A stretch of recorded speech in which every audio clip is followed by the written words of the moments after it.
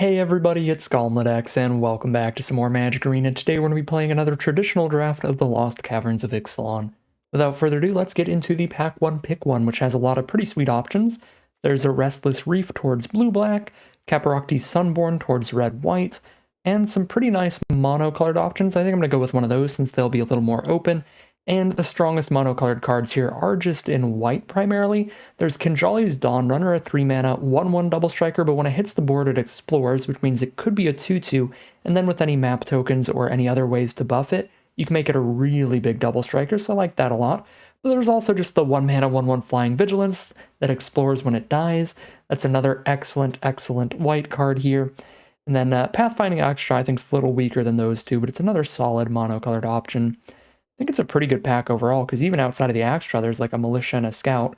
I'm going to roll with the Kinjali's Dawnrunner here. I think that the little 1/1 Flying Vigilance kind of cards can be really good when you stack up multiples, but Dawnrunner is going to be a little bit better single-handedly. We do want to find some synergies to go with it, but it's going to be much more impactful on the game just by its lonesome. So I think I like starting with Kinjali's Dawnrunner over the 1-mana 1/1 Flying Vigilance Hawk thing. For pick 2, there are very few playables in this pack. This is much weaker than the pack we opened. There's a Sunshot Militia, which is fine. Cosmium Blast, which is fine. Filler removal. Some okay green cards, like Mineshaft Spider for the Graveyard Recursion decks, and Watley's Final Strike for some removal. Don't think any of these green uncommons are super premium. And I have really not been impressed by the black-white sacrifice archetype for Bartolome. Yeah, really not a huge fan of this pack. I'm just going to get a little bit boring here and throw a Cosmium Blast in the side if we don't find better removal. Pick 3 has some much more exciting cards. There's another Miner's Guidewing for sticking to white, which is pretty great. It also functions really well with Kinjali's Dawnrunner, because if this dies and we get to have our Dawnrunner explore again, we could get another counter onto it, so that's pretty sweet. There's also some great uncommons here in green and red. The Seed Stones and the Dreadmaw are both really good late-game cards that help you stabilize and put you ahead in card advantage. The Dreadmaw by drawing extra cards, and the Seed Stones by being like a 2-for-1. It's 2 spells off of this 1 card, which is pretty nice. So I like these a lot. I also like the Pickaxe a lot in most red decks, because in red-white, we can tap our extra treasure tokens for value with Sunshot Militias and stuff, and in red-blue, we can use those treasures for like Artifact Enter the Battlefield triggers, and any other red deck can just ramp up with them, which is nice, particularly like Dinos. So I think that's great in any red deck, but I think Guidewing is super reasonable to go after the Dawnrunner here. We can stick to what we're doing. Pick number 4, I like the Aspirant with both our Miner's Guidewing and our Kinjali's Dawnrunner. Great to put a counter on a flyer or a double striker. That seems pretty reasonable to me. We could also go with the Scampering Surveyor here, which is a really nice option because it can fit into any deck. It's going to be really good in cave decks, but it can be solid in any slower deck, anything that isn't super hyper aggressive. It's always going to be a 2-for-1, a 3/2 body and a land off the 1 card. So that's pretty nice. But I'm happy to go with the Ironpaw Aspirant. Pick number 5, there's that Deconstruction Hammer, which is another card that works exceptionally with our Guidewing and our Dawnrunner and sticks to white for now. Other super reasonable options here are the Deadweight towards black for efficient removal, the Minecart since it can fit in the deck no matter what colors we end up playing, and the River Herald Scout for a solid Enter the Battlefield effect, but I'm going with the Hammer for sure. Pick 6, we do have to take something off color now, unless I just want a Hidden Courtyard, which is fine. Gets worse the more 1-mana plays you have, because then you don't have as much time to spit out a tap land. So, with a Deconstruction Hammer and a Miner's Guidewing, we already have a pretty big start towards having a really quick curve and not wanting tap lands. I think I'd rather speculate on a secondary color worth of card, maybe Staggering Size for green-white aggro, since this is really good on a double striker like the Dawnrunner, so that could be a pretty sweet combat trick there. Yeah, maybe a speculation towards green-white aggro off that. For pick 7, we've got not a lot, nothing in white. Got a Stone Tree for really grindy, rampy green decks. Could take a Forgotten Monument so that I mean, I feel like it's unlikely we pivot into a caves deck with an aggressive white start right now. But if the caves deck is open, this is great mana fixing for it, making all of your other caves just 5-color tap lands. You gotta shoot yourself in the face for it, which is painful, but still cool. Yeah, nothing else here is super premium outside of like Ceratops, just a big scary finisher. I'll speculate on the Forgotten Monument. Pick number 8 now. Guess Mineshaft Spider would be okay if we do stick towards green-white. Although, I don't know, I feel like this is like a green-black gold card primarily, where you have a lot of good graveyard synergies, or green-blue, there are some descend effects, but green-white doesn't actually do much.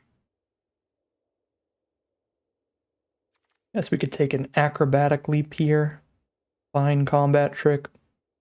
Or a Waylaying Pirates just as my favorite monocolored card. If we have to take something off color anyway, I'll just take the Acrobatic Leap though. Pick number 9. It's a pick 9 Sunshot Militia. That's pretty decent for the red-white deck. You want to spit out a lot of permanents in this archetype so that you can use effects like Sunshot Militia to ping your opponent for a bunch of damage, but it does play well in the archetype.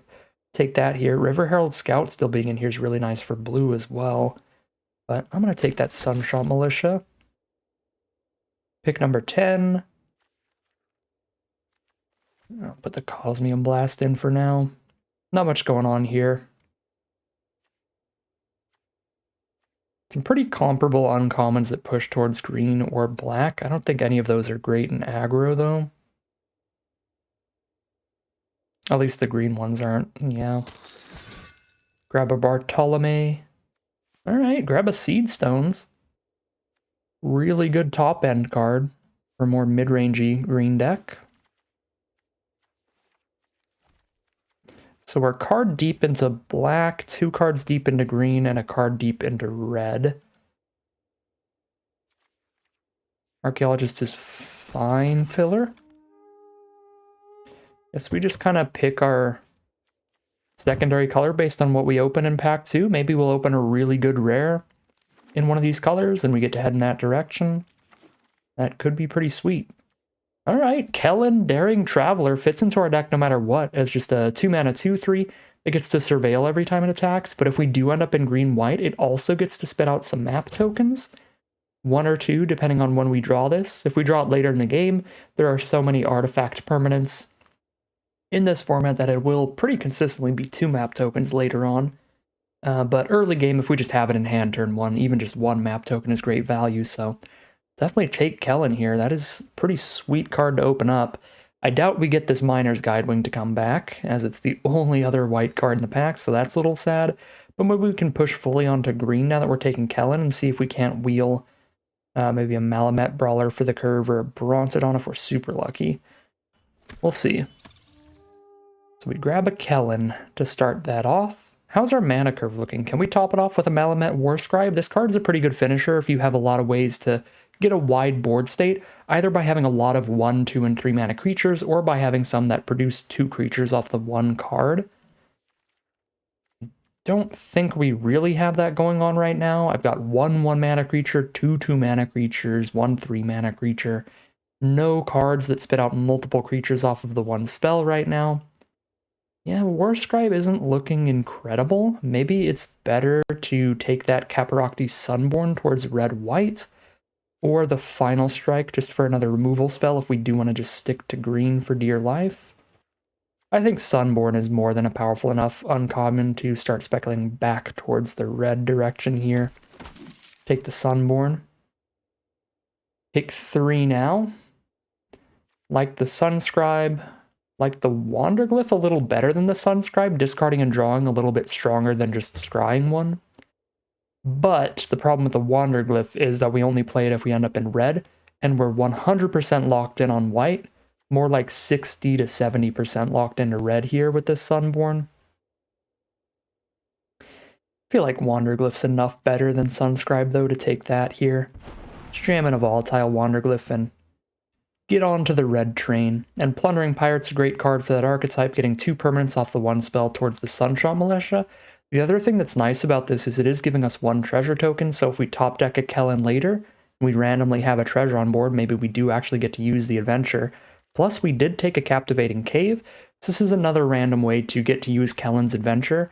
And Kellen's a perfectly playable card, even if we don't get to journey on and get our map tokens. So it is nice that we're getting some random ways to splash in the adventure too. It's pretty sweet. Pick 5. Pretty happy with another Iron Paw aspirant. The Surveyor would be solid as well. Those are definitely the best picks here. I'm just going to go with the aspirant though. That is a pick 6 Oltec Cloud Guard, an incredibly premium white common. Super, super happy to see this. 2 permanents off the 1 spell, one of which is a 3/2 flyer, and evasive threats like flyers have played super well in the format. Really big fan of the Cloud Guard. That is an excellent pickup to find pick 6. Pick number 7. Not the biggest fan of the Crack Shot. Rarely is that ability worth that mana cost. So it plays like a 2/2 with no text on it. So I guess I take the Saheeli's Lattice. I don't have any dinosaurs right now, but this is still a little draw spell that leaves a permanent on the battlefield that I can then tap to my Sunshot Militia and my Caparocti Sunborn, or I can craft if we get any of those craft with artifact cards.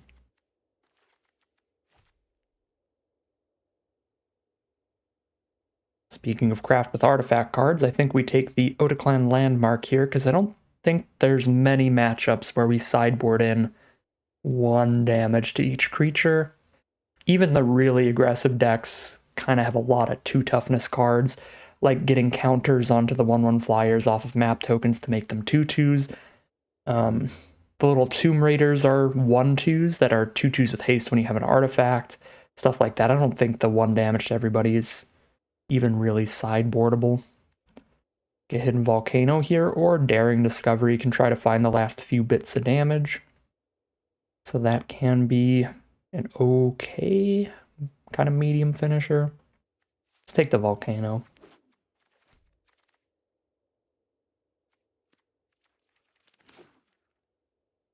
Running out of on-color stuff, so we just grab the colorless card there. And we're going to need to find 7 more playables in the final pack to wrap this deck up. We're at 16 non-land cards right now, so yeah, 7 more to get 23 non-lands. Reasonable spot to be, moving towards the end of number 2.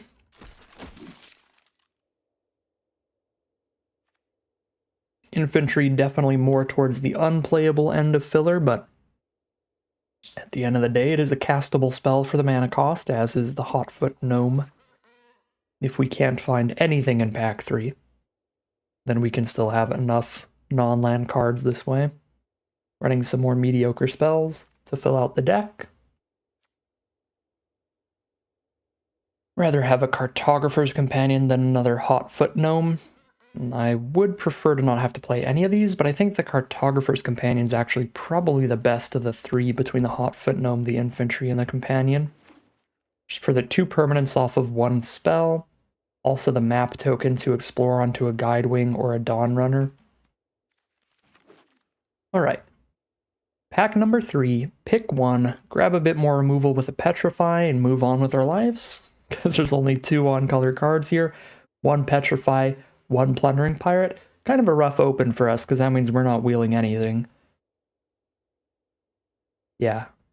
Like, only 1 red card has to be taken out of this pack for us to get nothing back, because there were no backup white spells, no backup red spells. Yeah, is what it is, but Petrify should be a great addition to this deck. Speaking of great additions to this deck, we have 2 removal spells between Blast and Petrify, which is a bit low, but I think you can get away with lower removal decks in this format.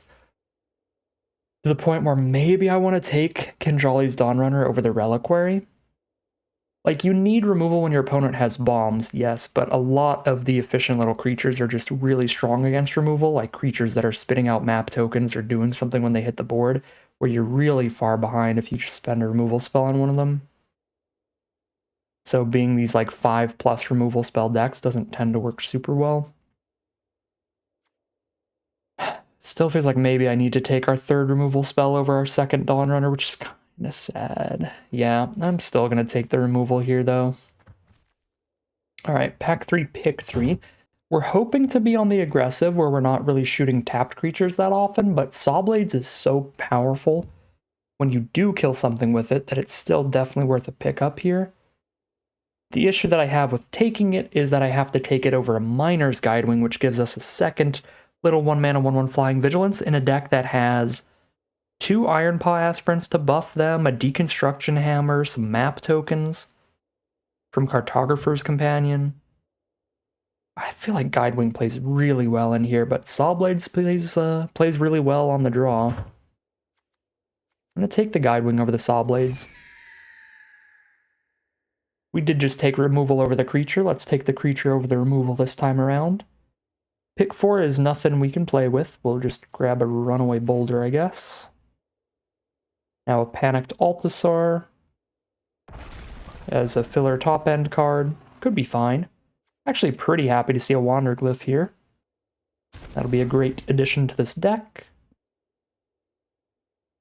Pick number 7. Just keep taking these on-color spells.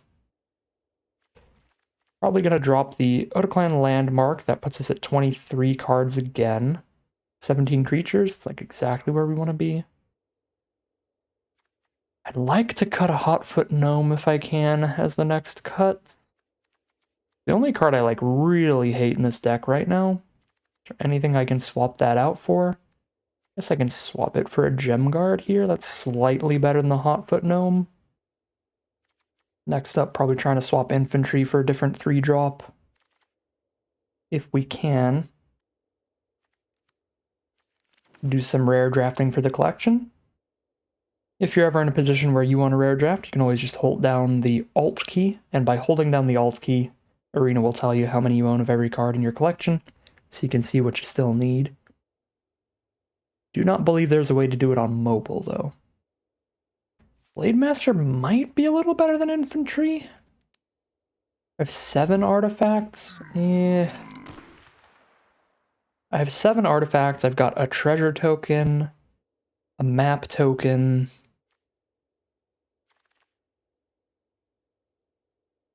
That's still a little iffy to me. I'd rather go the Infantry over it. Got a Warscribe pick 11. I think Warscribe is probably a little better than Archaeologists here. With 7 artifacts to maybe pick up off of it. Yeah. Go for the Warscribe over the Archaeologists at the top end.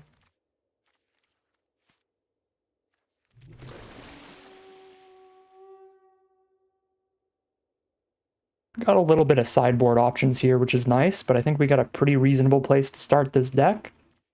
It's not a premium, incredible deck or anything, but it's not terrible at all. I think this is a very average-looking little Boros pile.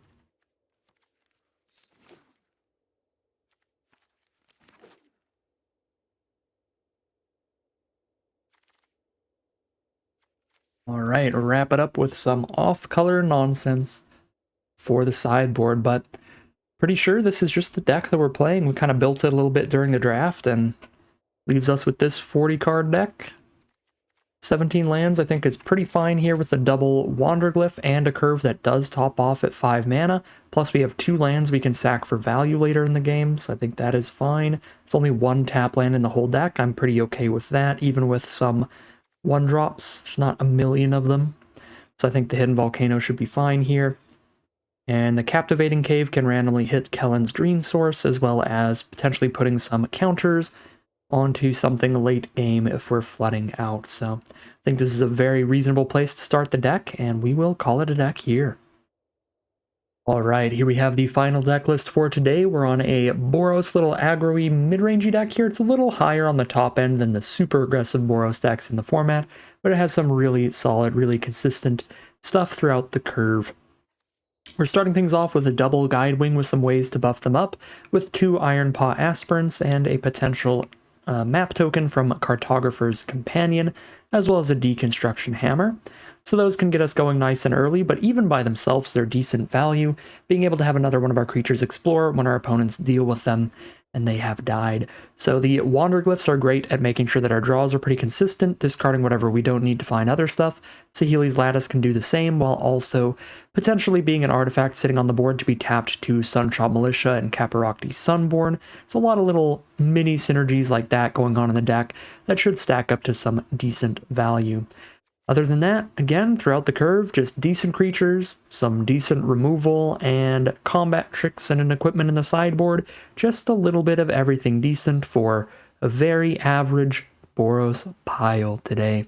Without further ado, let's head into the gameplay and see how it does. Here we are for game 1 on the draw. We've got the Wanderglyph to try to dig out of any mana flood if we draw more lands from here. Obviously, if they kill the Wanderglyph, we're going to have some immense problems with it being the only creature in hand, but I don't think it's at the level of a mulligan here.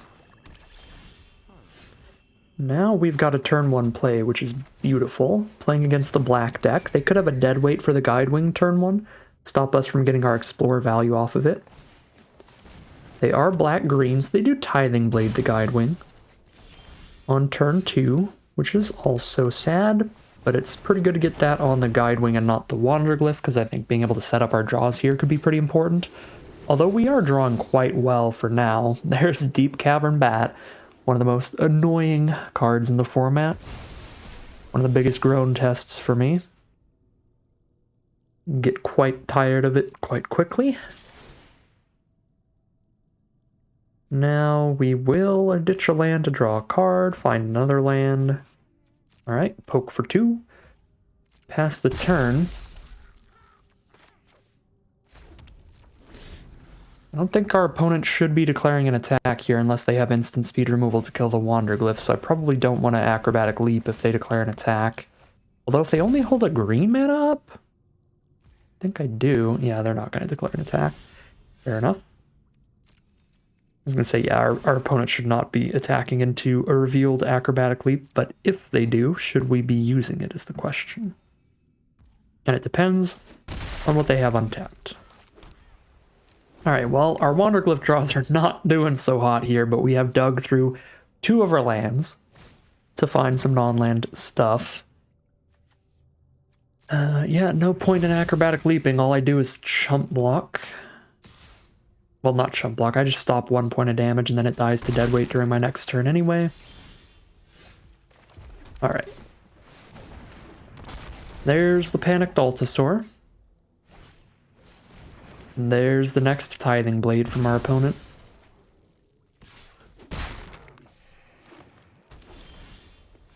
Another land, here's a Guidewing and an Infantry for the turn. Which means I don't have the Acrobatic Leap up. But because we get our hammer back from the bat, I think it's still favorable to block here if they attack. We're going to start holding a land from this point on in case they have Skullcap Snails.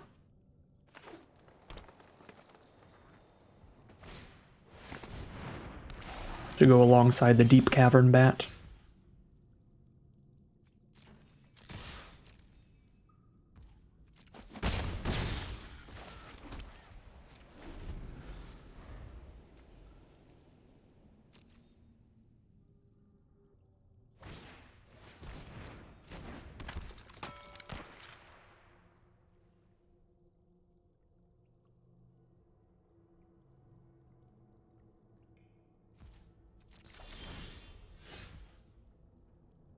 War Scribe is something here.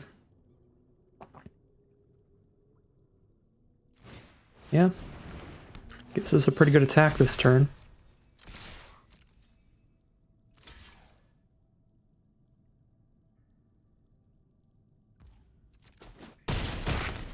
So a chump from the Greedy Freebooter it is.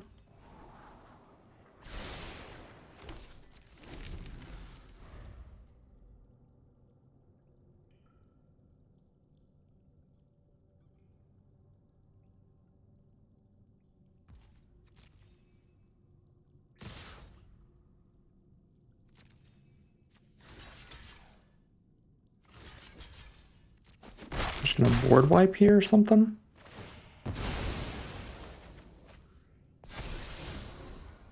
I will absolutely take a Saheeli's Lattice. We've got a Dino Engrave too. So it's actually a sick 2-for-1. Cavern Stomper. Okay, so that's their plan. Just try to resolve something too big for us to deal with after clearing the board.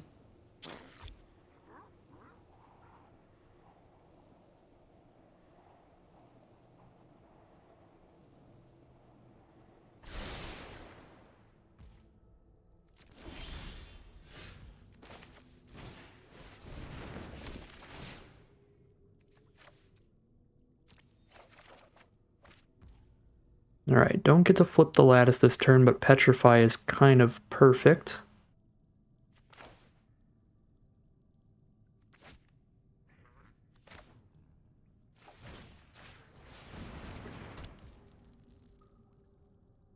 I'm going to play around them having a third Tithing Blade at this point, with how things have played out, by playing the Aspirant over the Hammer.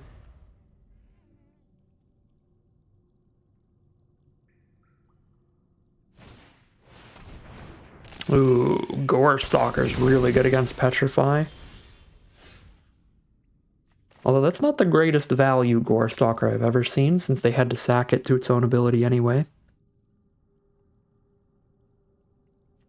So this is a 4-4? I guess I'd rather have my 4-4 get killed by another Tithing Blade if they have one than a Gem Guard, because Gem Guard can threaten to be a lot bigger with Deconstruction Hammer as another permanent on board. It's going to be a 4-4 the turn we play it. And then it grows from there if we hit more permanents to cast. So yeah, I'd rather have the Mastercraft Raptor get killed than the Gem Guard to some sort of removal.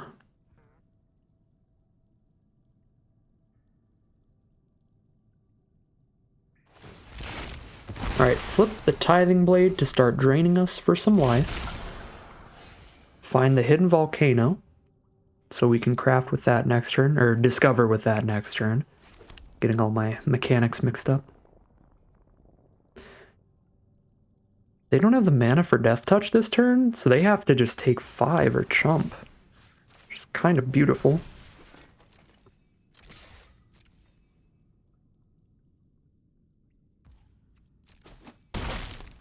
So they go to 3. Now we have 2 different 4-4s on the board. Go back to 4. Earthshaker Dreadmaw, just a 6/6, doesn't draw them a card.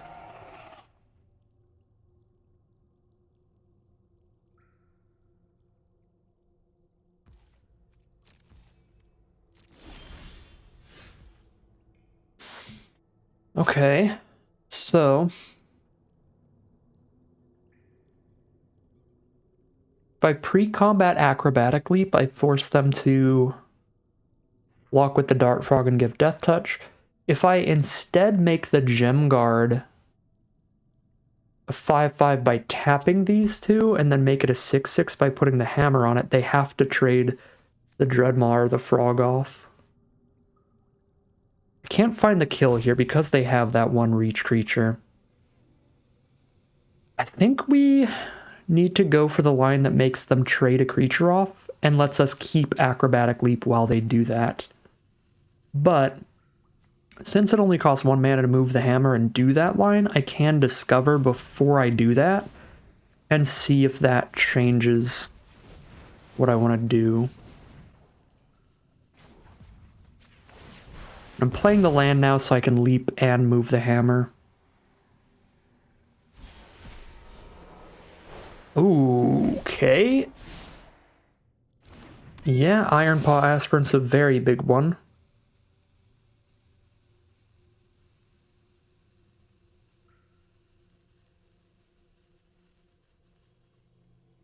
So now we basically make them both big enough here now. We just have to use the Acrobatic Leap on whatever the Dreadmaw blocks at this point. Well, no, I guess we just use it on the Raptor.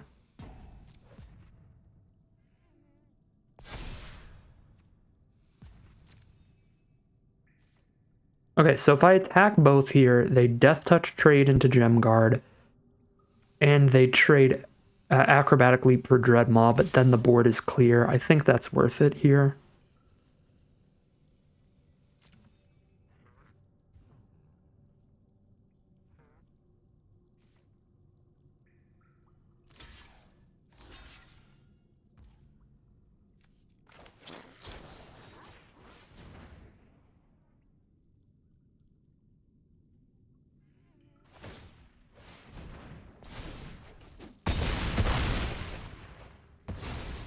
Actually, I probably... Come to think of it, there's probably a way to maneuver that to where whatever we Acrobatic Leap, they were forced to chump there. So if we had stacked all the power onto the Gem Guard, we might have been able to make that a 7/7, force the block there. So all I could do is double chump. Well, no. It would still play basically the same. Because, yeah, they'd have to just chump with a Dreadmaw, but then I would have still spent the Acrobatic Leap and still lost whatever I used the leap onto because of the Death Touch trade. So either way I play that, I lose one creature and one Acrobatic Leap. But I could have made it so I lose the smaller creature. I lose the Raptor instead of like the 7/7 Gem Guard. So that would have been slightly better. Not massively so, but definitely the better play. Anyways, we're against a green-black grindy Value Town deck over here. Definitely a lot we want to keep in mind. Not too much I think we need to sideboard a lot. I mean, we can cut a land since we're on the draw here, I suppose, but I think our deck is kind of high mana value. Yeah, mainly just want to play around like Gore Stalkers and Tithing Blades. That's all I can really think of here. Don't think we're changing much with the deck.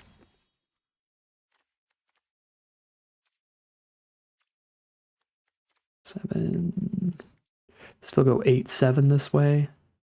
If I want to just go 16 lands here, it's probably fine. Did feel like flyers were pretty good against them. We saw 1/1 flying lifelink and the Reach Death Toucher. I feel like the landmark is probably one of our most solid sideboard options.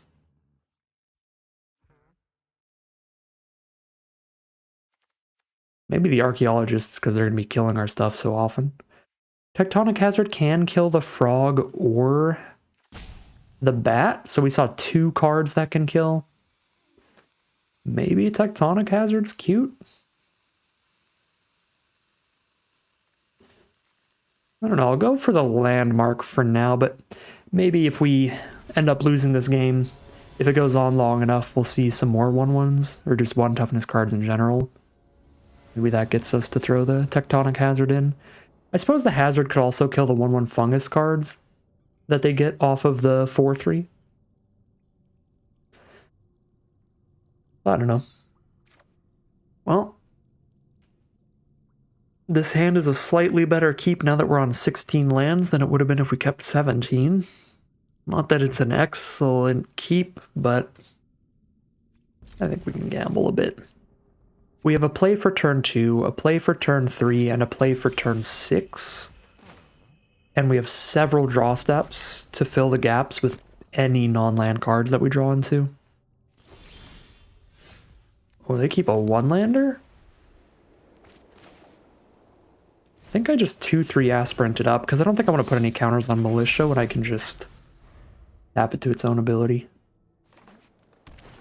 I think they kept a 1-lander. And it worked out for them. They found the land next turn. And they didn't find it immediately. They missed once.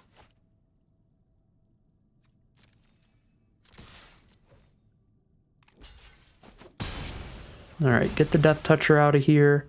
I think I'd actually rather Lattice than Militia right now, with the way that our hand looks. Oh, wow. Alright.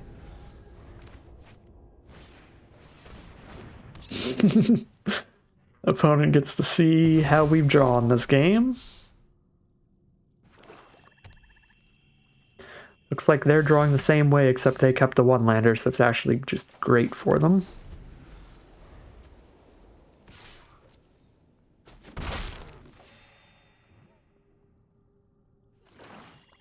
They hit 4th land as well.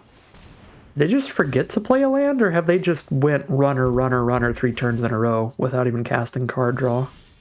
Or explore to hit those lands? Well, guess we kind of have to do that here. There's only one dino in the deck, so it's not the end of the world having to craft away this lattice. Uh-oh. I actually like these draws. Probably not hammer that much, but Wanderglyph still looks fine.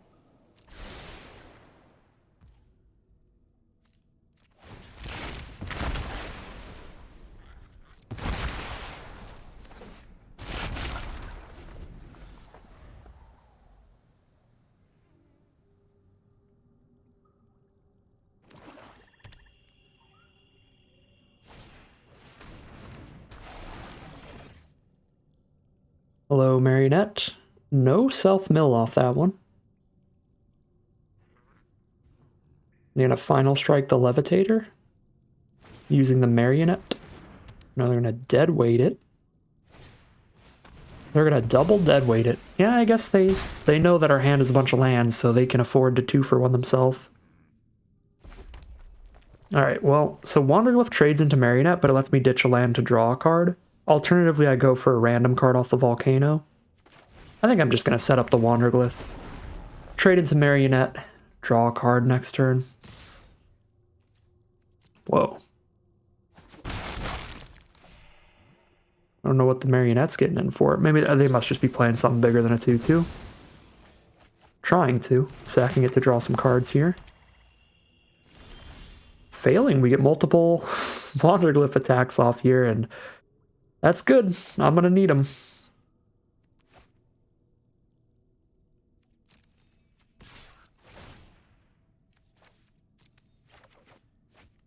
Ooh, hey Kellen. Hey full value Kellen.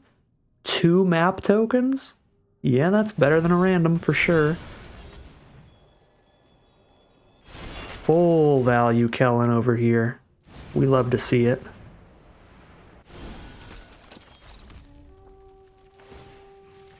Spread the love around with these map tokens while we've got the mana to play with them. Get a Sunborn as the draw? Oh yeah. That is the truth.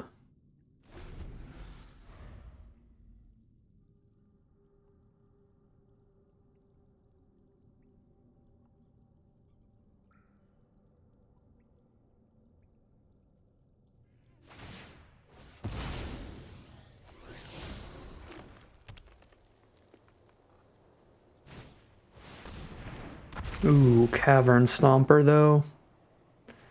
That is not cool.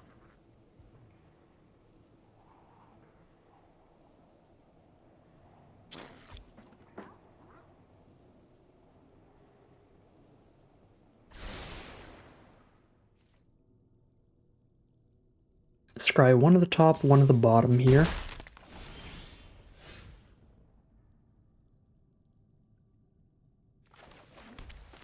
I think we just cast the Sunborn and pass now. Or we go for a random and really hope to find the Petrify for the Stomper.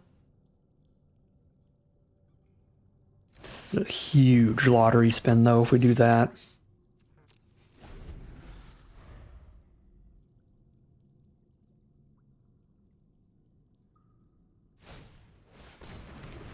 There's the Poison Dart Frog. Alright, so we've seen some Deathcap Marionettes now as well. I guess just one, but a Deathcap Marionette, a Frog, and a Bat. There's 3 cards we can kill with the 1 damage spell. Cartographer's Companion. If I can get this map token to put a counter on the Sunborn, then I can make it a 7/7 when I go for an attack with it. Oh, here comes removal.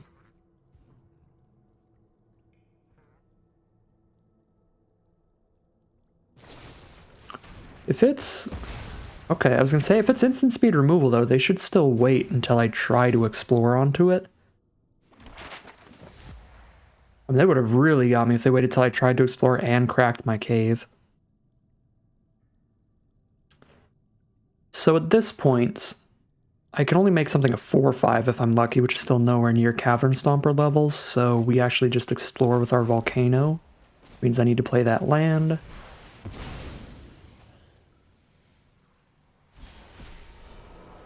Alright. Dawnrunner's kind of scary.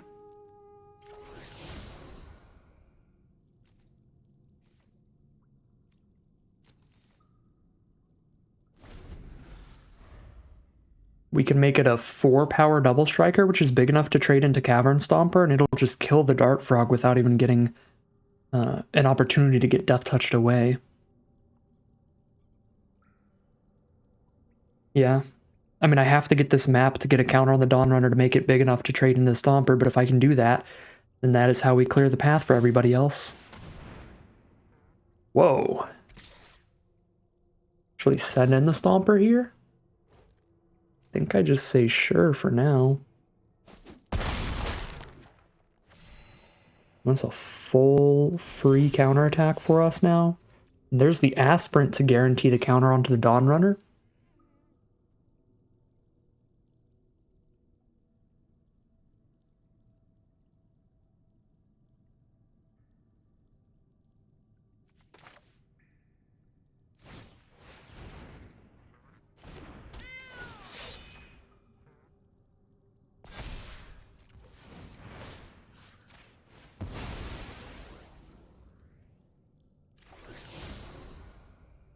Shoot.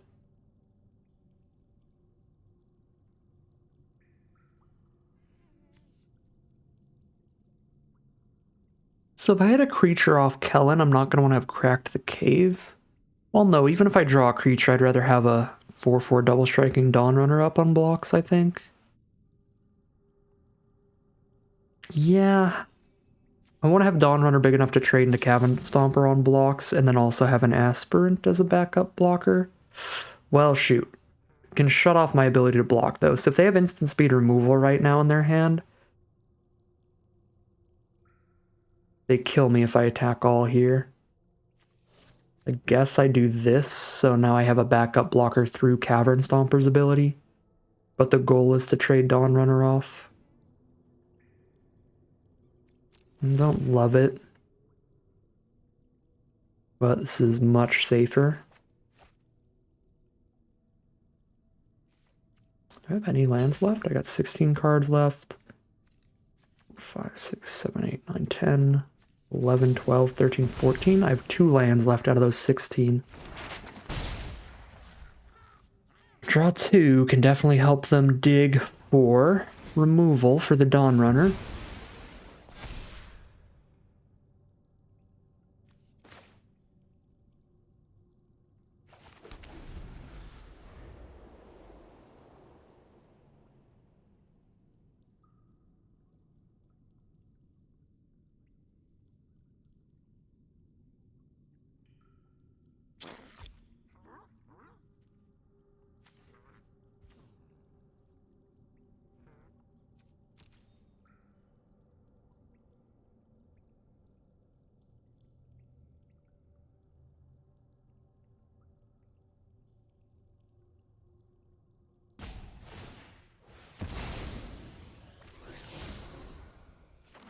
Explore and find a land.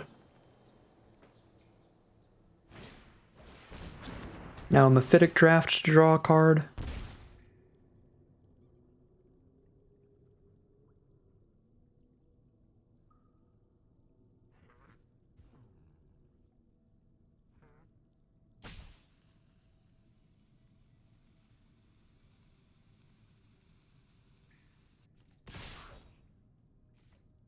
Show me that combat trick.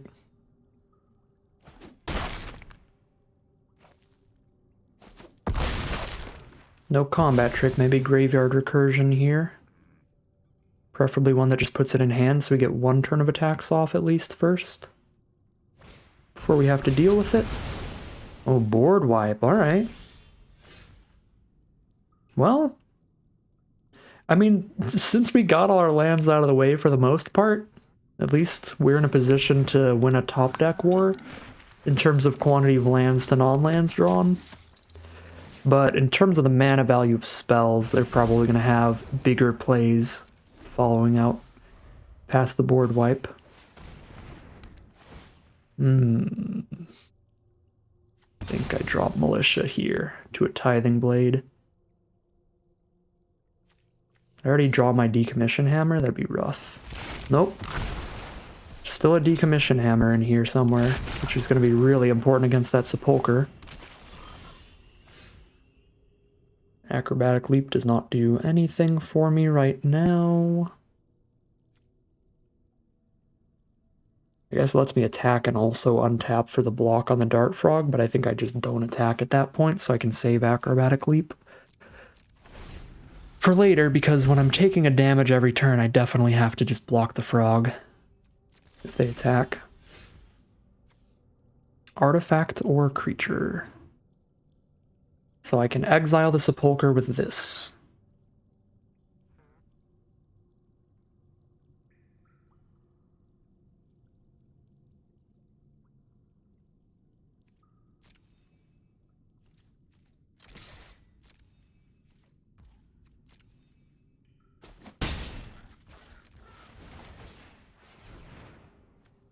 And then if Sepulcher's gone, I think I can actually take a damage from the frog for a couple turns when they don't have just inevitable damage. If I hold up any blocker in the universe, I can trade into a 1/1. So I can take a couple points from a frog. Unless they have a combat trick, but we haven't seen any from their deck yet. I do not want to petrify a frog.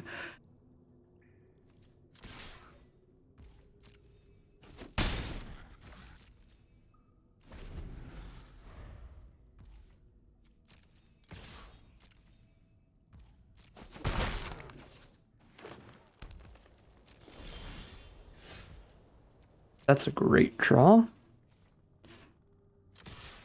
Vigilant Attacker for the future. I mean, I guess I just trade this into the frog at this point. Since this hits harder, so it gives them less turns to draw into and out.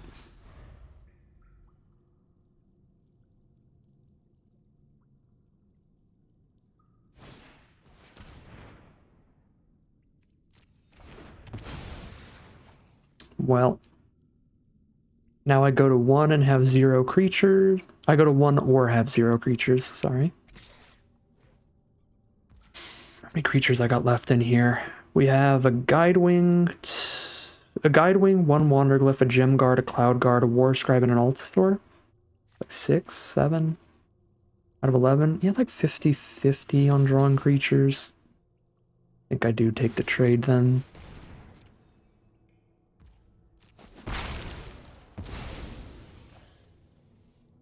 One life of breathing room. Well, now I wish I didn't do that.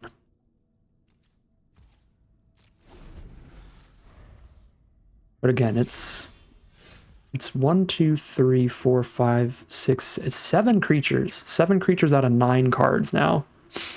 7 of 9 draws are creatures. I think it was a reasonable line.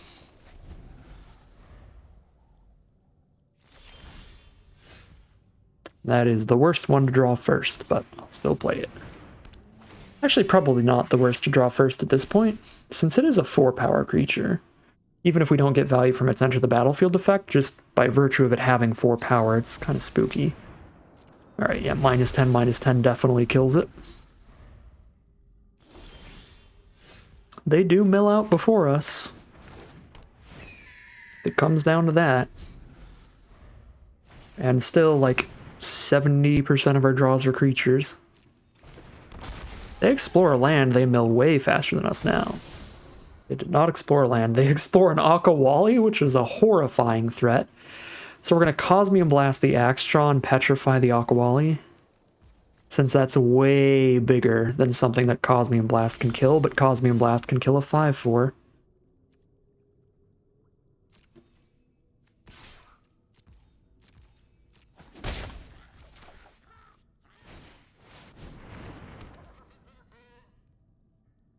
Got an acrobatic leap backup plan here, so let's tap the Guidewing. I think that's fine.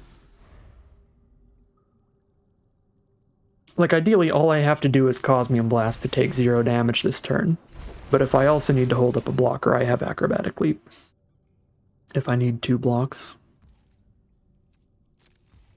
I think it's better to blast than Acrobatic Leap, but our opponent did not even attack anyway, so we're fine. Cloud Guard. Excellent. That's multiple blockers. They did have that over-the-edge thing in their deck. Okay, it's in their grave. If they have 2 copies of this, they could blow up my Petrify and still win. That'd be pretty sad. I feel like that's like their one line at this point, though, because what is this? Can't be blocked by more than 1 creature, so a 7/7 trample I have to single block, so I need to make my Gem Guard gigantic to not die in one shot to it. Which I guess can be done by just blocking with Gem Guard and Acrobatic Leaping. So we have that backup plan still. So 2 mana to Cosmium Blast the Axe Draw, 1 to Acrobatic Leap the Gem Guard so we don't die. If Aquawali is saved from the Petrify. Seems pretty reasonable to me. We can actually even get it to the point to where not only do we not die, but the Gem Guard actually beats the Aquawali. And the only reason I feel safe to do this is because I can untap another blocker and kill an attacker. If I could only do one of these 2 things, I probably wouldn't go for the second +1/+1 counter on Gem Guard there. But since I can do both, we'll do it. They're down to 2 cards now, and we can kill them in 3 turns in the sky.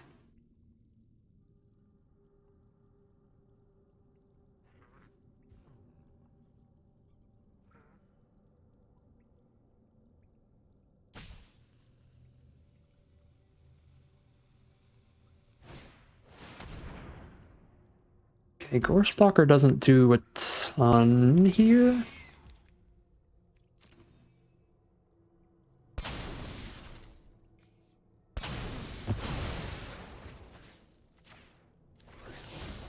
Well, found the last land in our deck. There's 4 non-land cards now.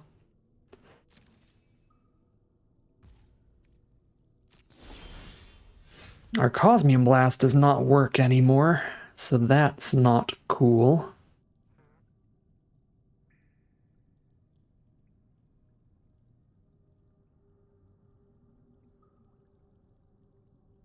Shoot, that is actually a huge problem. So now we're on Team Chump Block with Guidewing. Think so. We can Chump Block with Guidewing and lethal them by making a flying Gem Guard next turn. And this way we're slightly safer against some nonsense from them. Earthshaker, Dreadmaw. Gorestalker is not a Dreadmaw, is it? Or not a dinosaur, it's just a horror. Yeah, so they don't draw a card. I think we actually do have to try to kill them in the sky. No attacks. All right.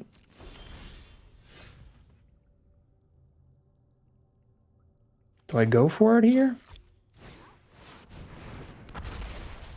Doesn't seem like any tricks from our opponent.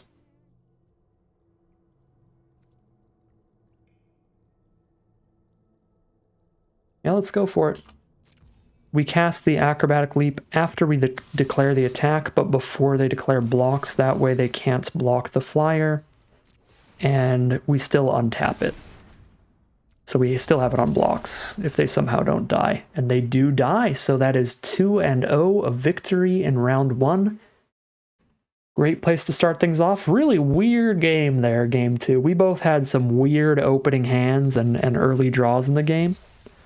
Lots of lands early for us. Opponent kept like a 1-lander, I think, or they just skipped a land drop at some point, and then just had some weird little dirty stuff. It was a strange game, strange, very long game of Magic, but we do get there in the end for the victory in round 1 as we head into round number 2. All right, here we are for round 2. Nothing till turn 3 is definitely slow, but we are on the play, which I think makes up for it, makes it a reasonable keep. Probably too slow on the draw, but could be fine on the play. And there's an issue. Miner's Guidewing, turn 1 from our opponent. They get the 1-2-3 curve that is gonna kind of ruin our dream of starting the game turn 3 and that being okay. And they have done 1 and 2 curve. Do they have a 3-drop to follow it all up as well? Probably so.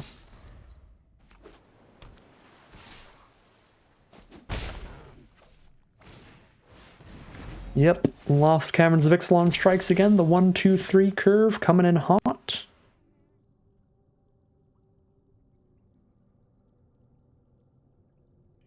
Infantry attacks are okay. Is it better to just get a +1/+1 counter than poke them with the infantry, though? Probably not. We probably poke with the infantry and play the gem guard without putting a counter on it yet.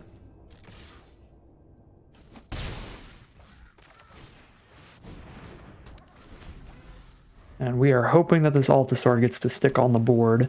Maybe they use removal on gem guard. That would be the hope and the dream.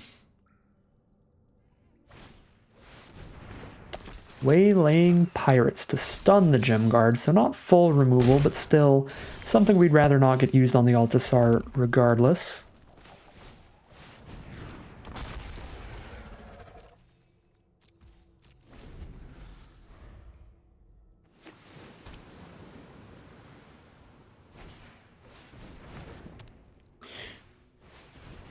The curve just continues. Our opponent has used every single bit of mana they have had every single turn, which is great value. Now we have Aspirant plus Sunborn here. Oh,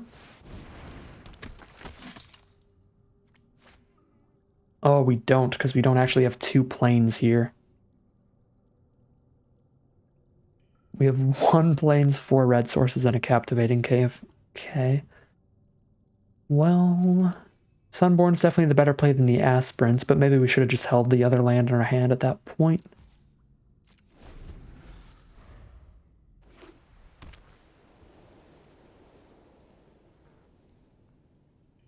Well, it doesn't look like they have any removal yet, which is good.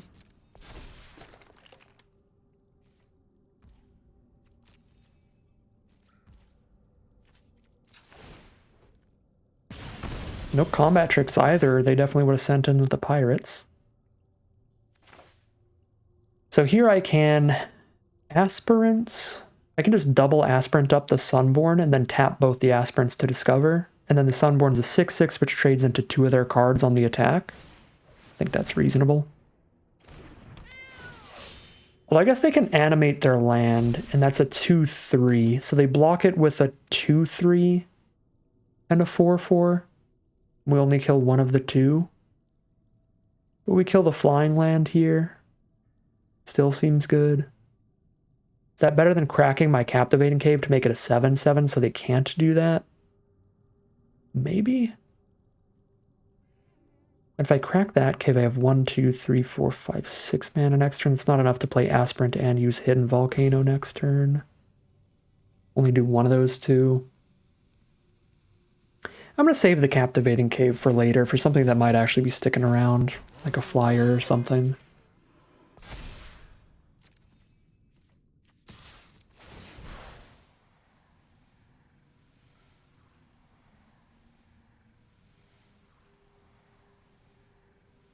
I'll just trade into their flying land if they activate it.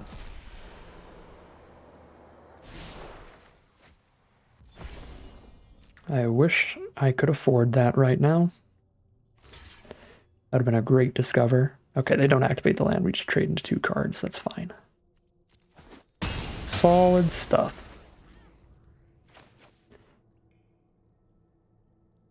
I guess if I played land for turn, I could have afforded that. Oops. I think that's the only discover in the whole deck that would have been something where I needed to play that land. Pre-combat. But I could have thought of that. Figured that one out as a possibility. Because any non-removal spells or combat tricks that we discover, we would just cast immediately. Yeah, no, we could have hit Acrobatic Leap or Cosmium Blast. Either of those, we would have rather had the White Source up. I definitely should have played the land pre-discover.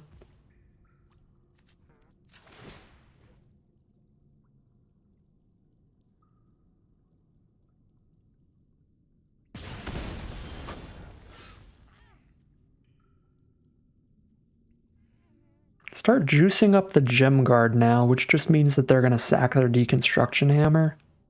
So I don't even think it plays super well. I guess I only need 2 mana up for Cosmium Blast, so I can go ahead and Volcano and hold up Cosmium Blast and see what we discover off this.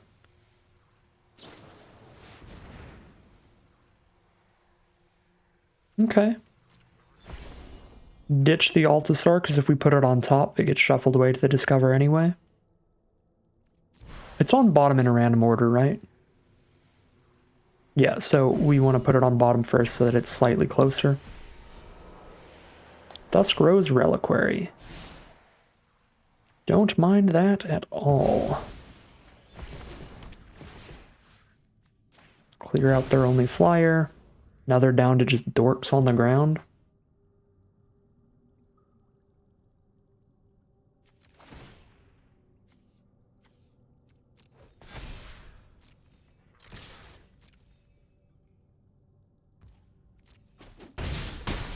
I guess they've got the Restless Anchorage, but we have the Cosmium Blast if they try to do anything with that.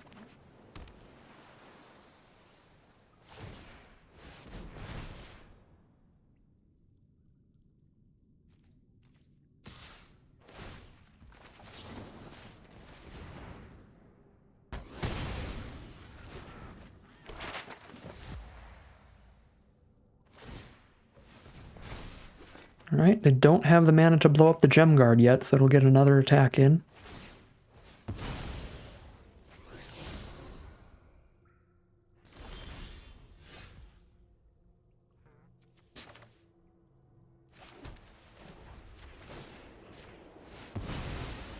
Get a 4/6 on this board too. Now both of these can attack in without any threat of dying.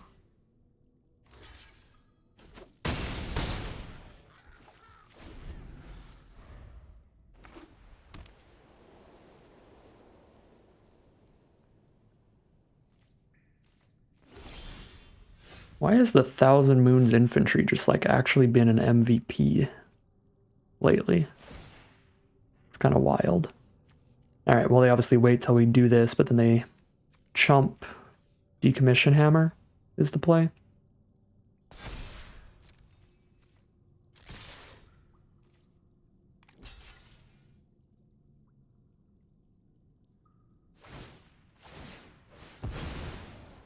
Interesting.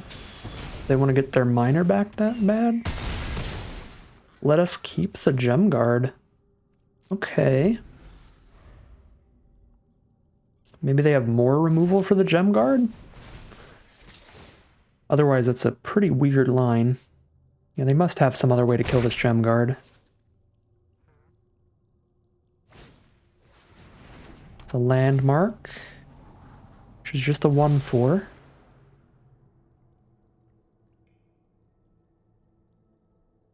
Maybe they just weren't thinking of the Gem Guard as an artifact? They weren't thinking of that as a viable target for the hammer?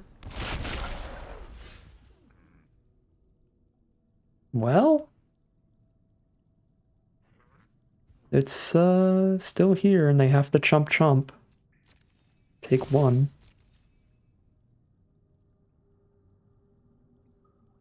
It's literally their only option is chump, take 1. What do you have for 1 blue mana? Is there something I'm not thinking of for 1 blue? No? They choose death?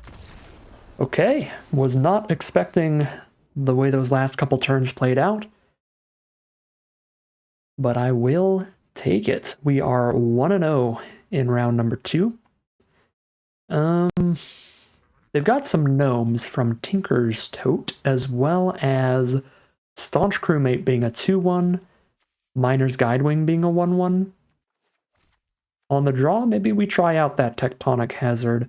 over our 17th land this time around.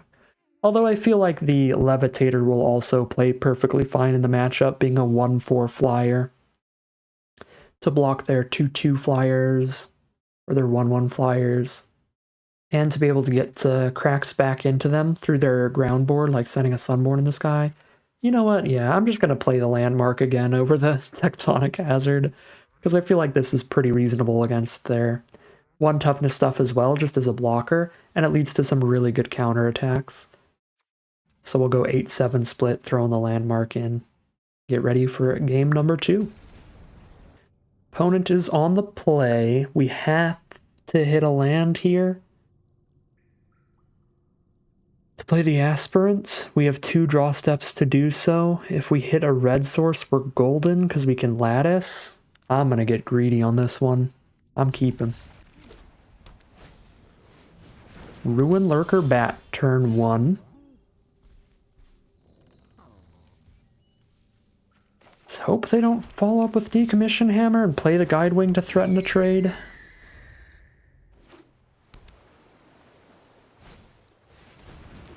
Okay. Holds off the Lifelinker. Get our 1 free point of damage in. There's a Water Wind Scout. Well, this is not looking great. They've got an excellent 1-2-3 curve going on over there. We have hit our lands, which is wonderful. Absolutely wonderful here. So I can hold up a Cosmium Blast, but I can also cast an Aspirant, and that's going to make it so I have a creature on board to explore with if the Guidewing dies. And I don't hate the Guidewing trade. So yeah, we get free damage in there. There's the Deconstruction Hammer, though. Trying to make that bat a 3/3. And they succeed with the non-land on top, and it's a Miner's Guidewing. Ooh, lord, were the 1-mana 1/1 flyers open in their pod. Hate to see that. Kill my Guidewing, let my Aspirant explore, or kill my Aspirant and do nothing. Find a Petrify. A little choked on mana for that, but I think it's still good.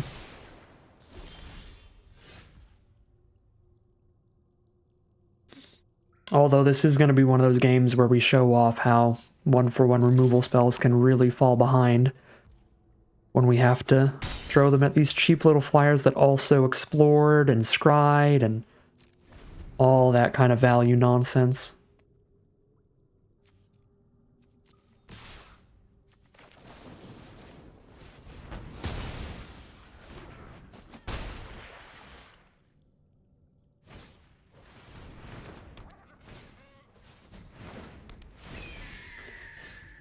Opponent back at it again with the pure mana efficiency, just rolling that hand out. As you do.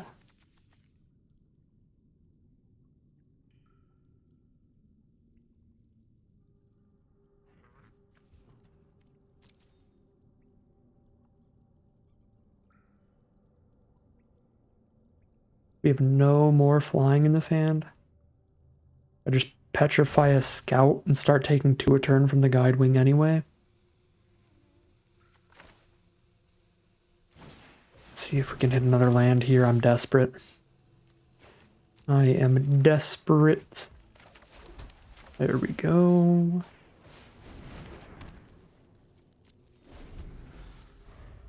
Altasaur could be a big way to stabilize here.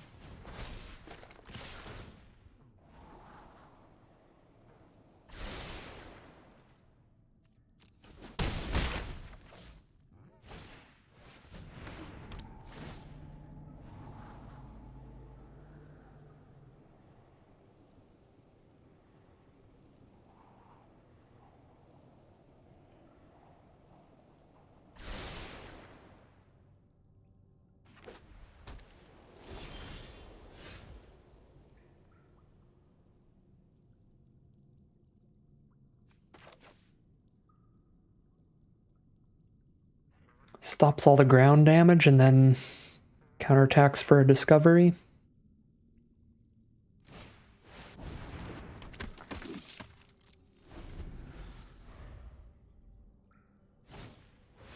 Although the draw is their own Petrify, and we're stopping no damage then.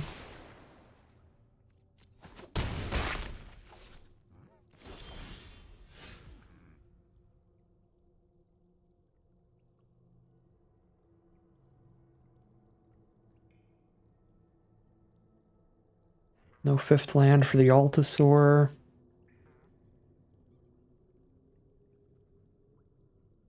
I think I explore off the Dawnrunner. Because if I hit a land off that, that lets me play 2 creatures on the ground this turn, Dawnrunner and Wanderglyph, or Dawnrunner and Kellen. Let's go Dawnrunner and Kellen, I think, if I hit a land. If I go for the Companion, I have to spend 4 mana to do the Explorer and find the land.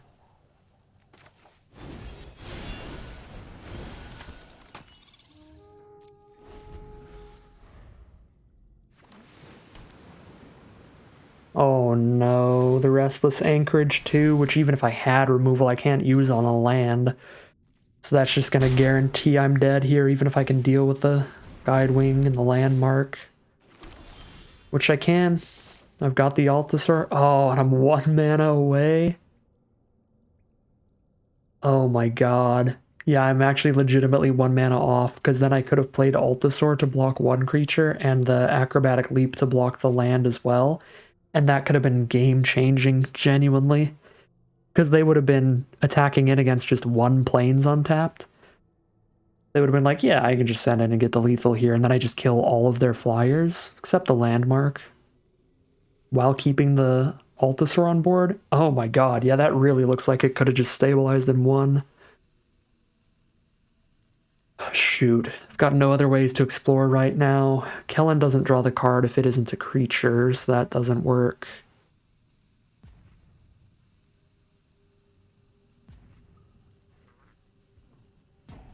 Yeah, no, if I play the Altasaur, they just activate the land and send.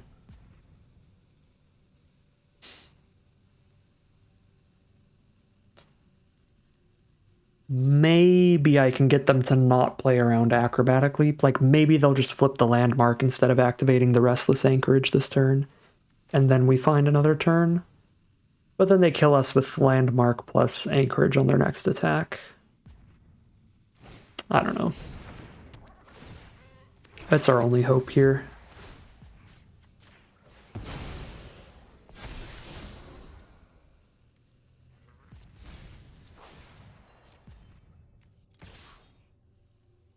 Three blockers on the ground.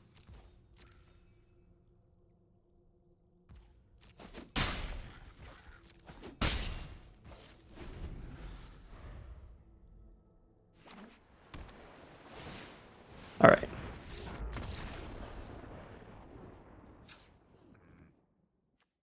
Well,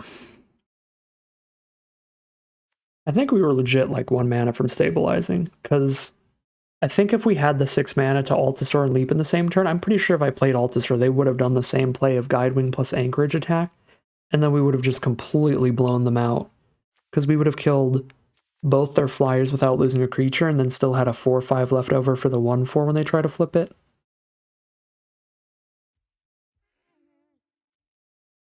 Although that's not actually completely stable, because then when they declare an attack with this Levitator, it sends another attacking creature in with flying. So I would have to block that one to not die, because I'm at 2 here, so I'd have to put Altasaur on the Sunscribe, then that pings me for 1. So this could still end up killing me over a couple turns, but we definitely would have had more turns to find it out there. But yeah, that curve was absurd stuff from our opponent, just super mana efficient, just going absolutely wild for a long time. I think the Landmark would have played super well there. The Tectonic Hazard, like, would have mattered if we drew it at the perfect time to kill this before it became like a 3/3, or kill this before it became a 2/2. But like, if we drew that at several other points of the game, it would have just been really bad. Like right now, it does basically nothing on this board state. I still think Landmark is just better than Tectonic Hazard, and Tectonic Hazard still feels a little bit too narrow, like just waiting for the perfect opportunity kind of thing. Like, you have to just, like, have that in hand in the first 3 turns of the game, or significantly worse later. Because their flyers just get the buffs.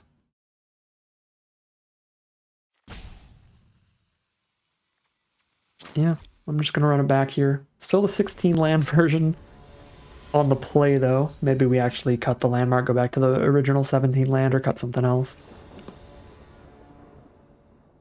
Alright. Very reasonable start here. Hoping to draw 1 land so we can companion in some more. There's the frickin' 1 mana 1/1 flying lifelinker.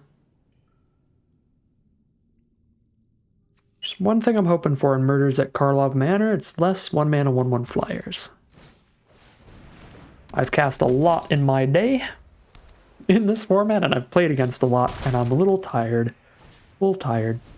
It's just all blue, white, red all day. All 1 mana 1/1 flyers all day. Alright, well, we've hit the mana to just curve into the Sunborn and try to pop off with that thing. So that is the game plan. And then we can Duskrow's Reliquary away the map token to kill something.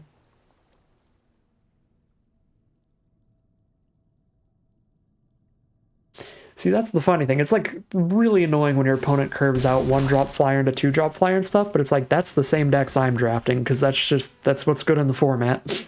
So there is hypocrisy there. But it's not that fun to play either. There's the Sunborn, please. Don't have your one of Petrify this early. I think that's the only removal we've seen from them, really. Was like the 1 Petrify mainly.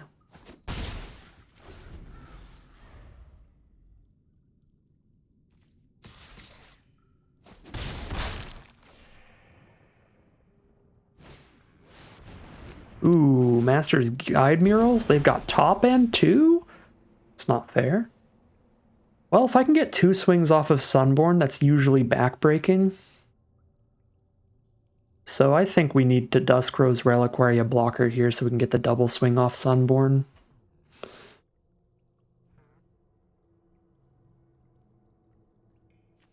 Alternatively, I can Aspirant to 5/5 stats and they have to double block, but I still only kill 1 if I do that. So yeah, it's Reliquary.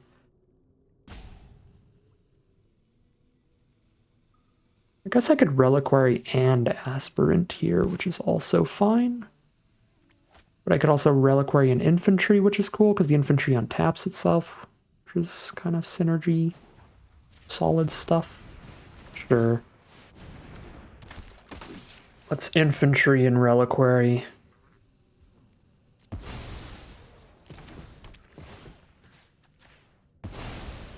Then I get to send in these 2, tapping these 2.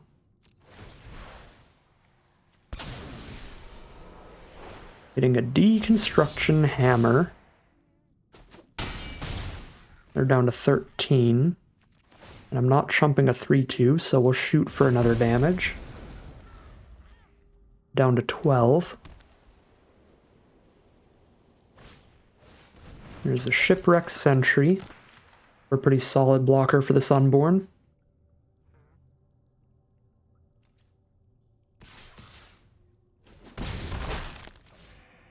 Down to 13, they're up to 13. There's a Waterwind Scout.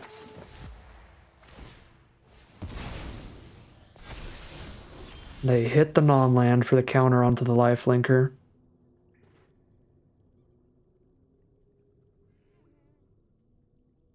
If I put a single +1/+1 counter on the Sunborn, it's big enough to kill 2 of their creatures off the attack. If I put 2 counters onto it, still just does the same thing. It trades into Sentry Surveyor either way. If I put a counter on it, I don't have the mana to do that, shoot. I was gonna say, if I put a counter on it and I hold up Deconstruction Hammer to blow up the Surveyor, then I make it so they have to trade a flyer off into it, but I can't actually afford to do that here. So, Iron Paw Aspirant plus Volatile Wanderglyph is probably the play then, making the Sunborn a 5/5 so it trades into Sentry Surveyor.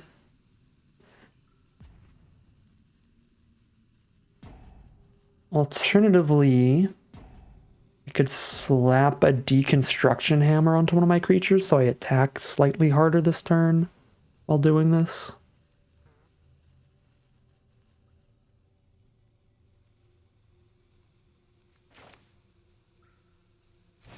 I think I just load up the board here.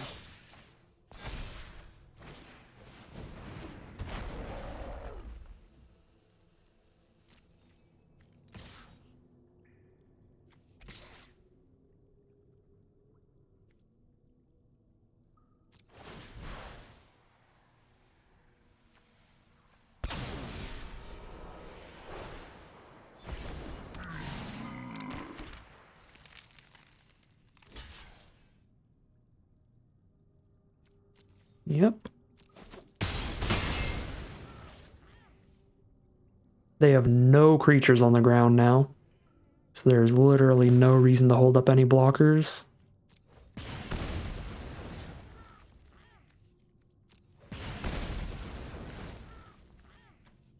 Do I discard a gem guard to draw one? Probably. I think I need to draw something that immediately affects combat. Cloud Guard is way better than Gem Guard, but I would have drawn it naturally next turn anyway, I guess. Add that option up.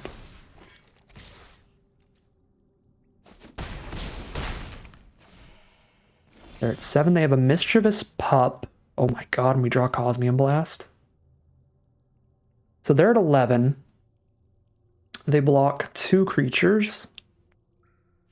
Block, block, take 1, 2, 3, 4, 5, 6. They take nowhere near lethal.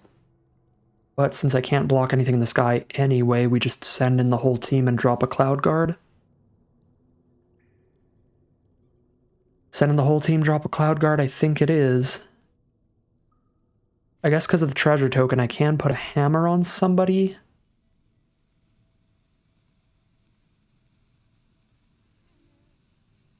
Put it on the militia, so militia is not at risk of dying.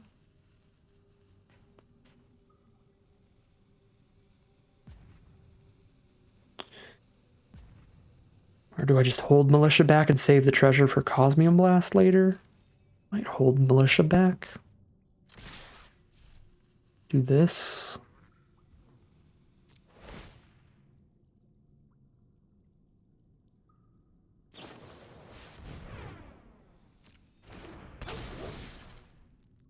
I guess they get to pick up their guide mural here to have another blocker for the next turn. But if they don't kill me next turn, I think they're just dead to militia regardless.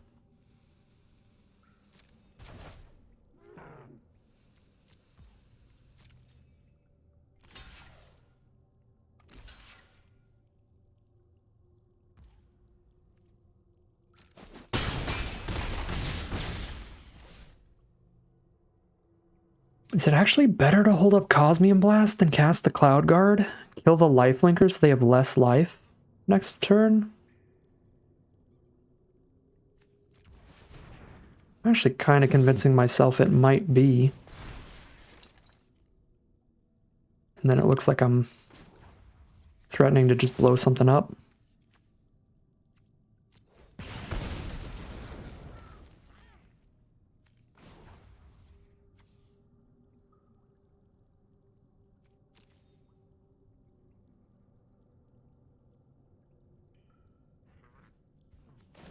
No, I think I still tap out of that for 1 more damage. Okay.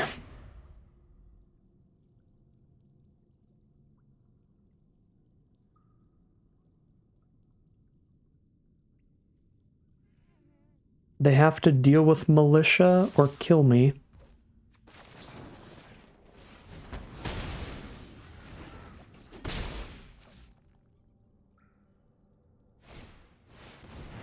No life gain for them. No way to deal with militia.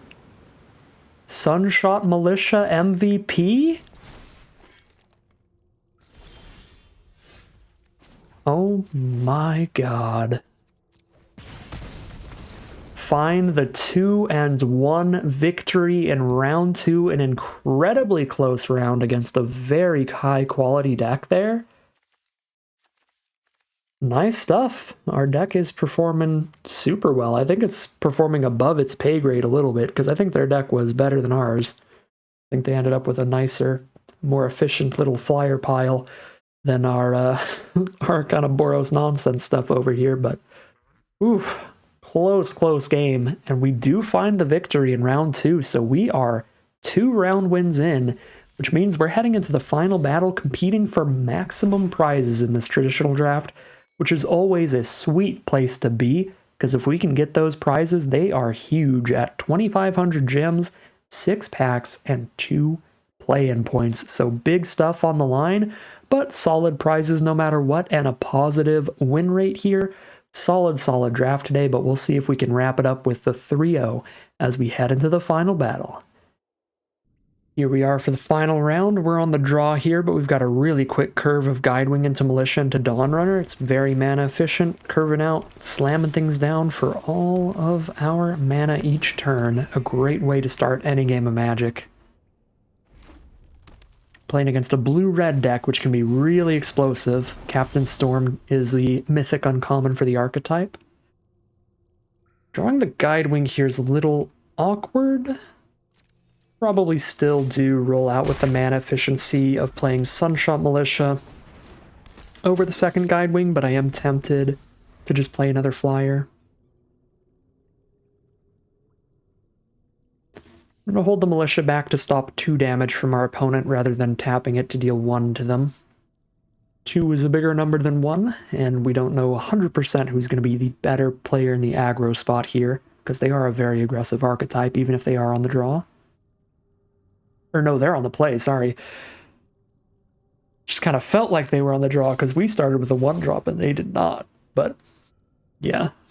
So they're an aggressive color pair and they're on the play, so I don't know if I want to get that aggressive by just shooting them for 1 and then taking 2. Doesn't seem favorable.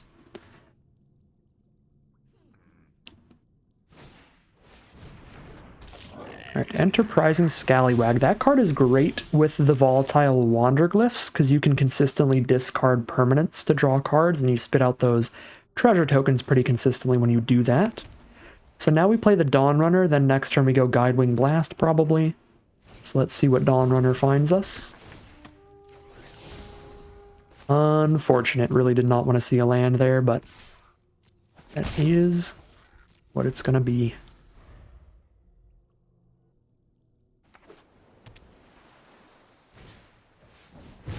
Sunfire Torch. Excellent card in the early aggro games like this.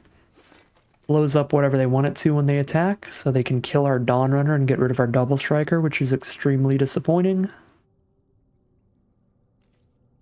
But they could have blown it up even if we did manage to get the +1/+1 counter on it.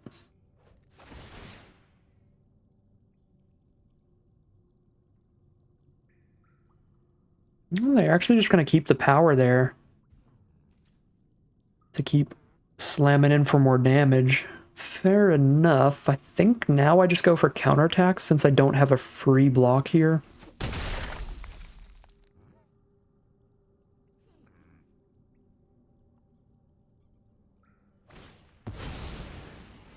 Braided Nets. Pretty annoying little rare here. Gets to tap something 3 turns in a row and then it draws them a million cards after that.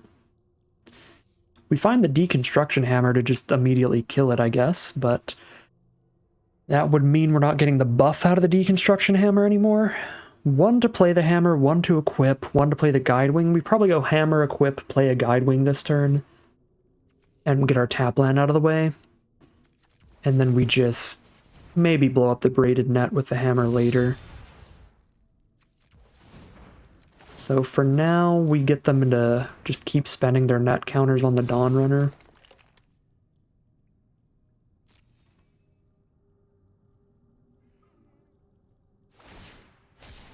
Yep.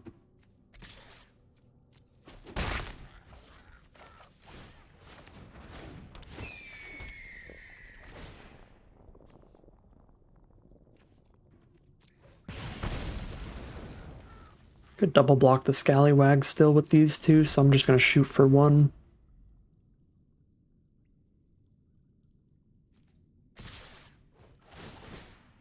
Well, that's very suspicious.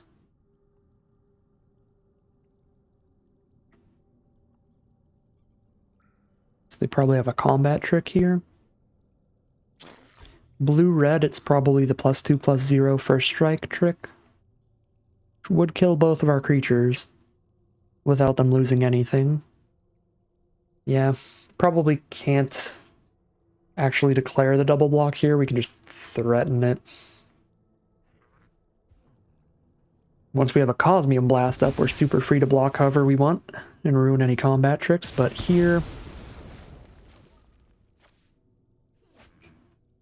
the Ancestor's Aid would just be so bad for us, I don't think I can declare the block.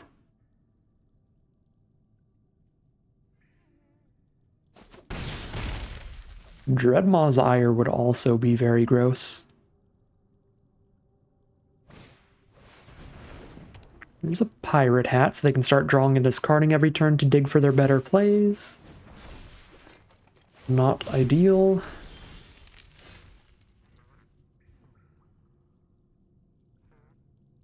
Healy's Lattice to dig for something. Want to deconstruct their Braided Net or their Pirate Hat immediately?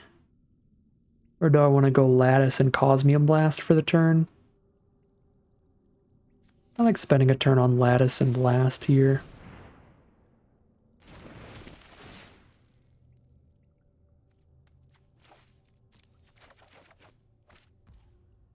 Altasaur is a really good draw when we already have the Lattice. If that ends up dying.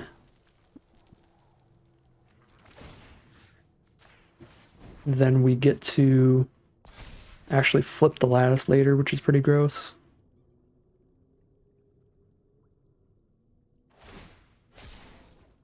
Yep, use the Braided Net.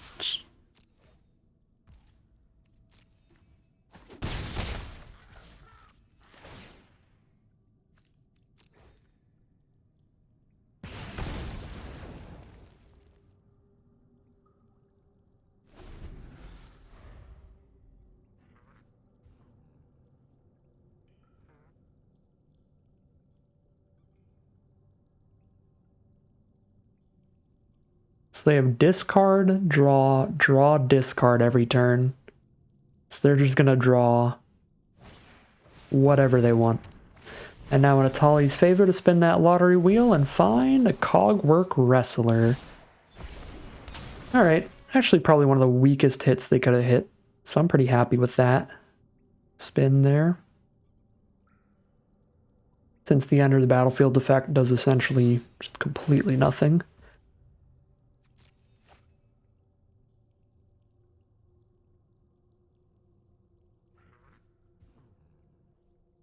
I feel like they probably have enough mana that the additional treasure tokens from the Scallywag aren't that insane, so maybe killing the 3/3 Trampler is better than killing the 2/2 with a +1/+1 equipment on it. Because if we kill the 3/3 Trampler, the +1/+1 trample thing's gone forever. But if I kill the Scallywag, they can just move that +1/+1 to something else anyway. So it's kind of like just killing a 2/2 instead of a 3/3. But this one gives them treasures over and over, which is a thing. I think I still blast the Wanderglyph here.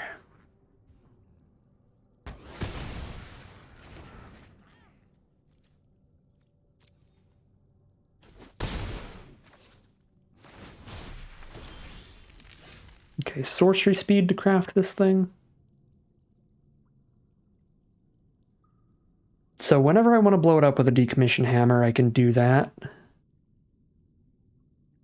Problem is, if I don't blow it up right now, next turn they could spend 2 to flip it and 4 to draw the million cards.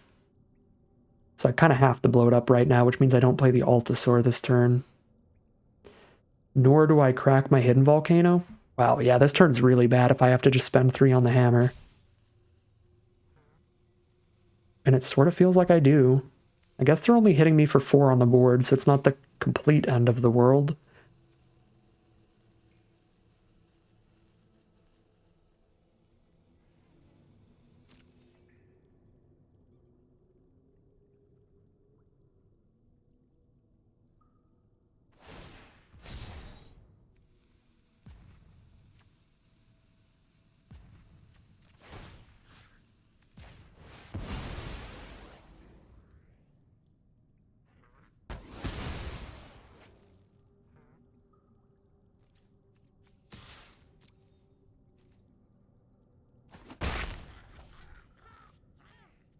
Okay.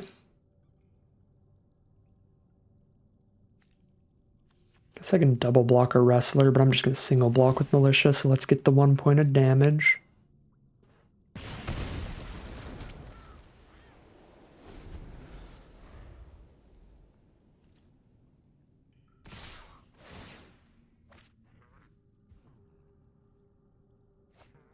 See that Ancestor's Aid now that it's just a 1-for-1.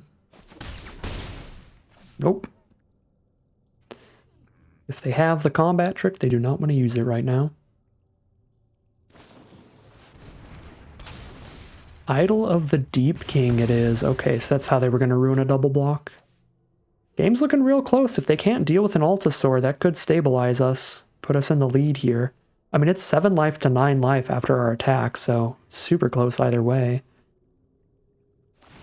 And we'll have 3 blockers up here. I guess they make a Scallywag of 5-4 and it trades into Altasaur. That's actually pretty rough. Yeah, the fact that this also flips into this equipment's pretty bad for me.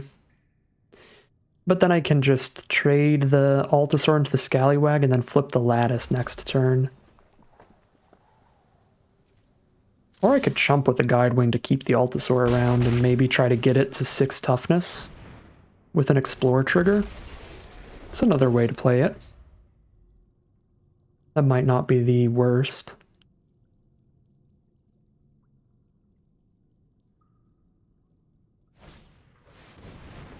Oof. The Atali's Favor now. So Atali's Favor... I guess this doesn't give any extra toughness, so it'll still just trade into Altasaur if they move the equipment at least. If they don't have another combat trick here. They've definitely got the mana for a combat trick if they have one. And chump blocking is no longer reasonable because of the trample, sadly.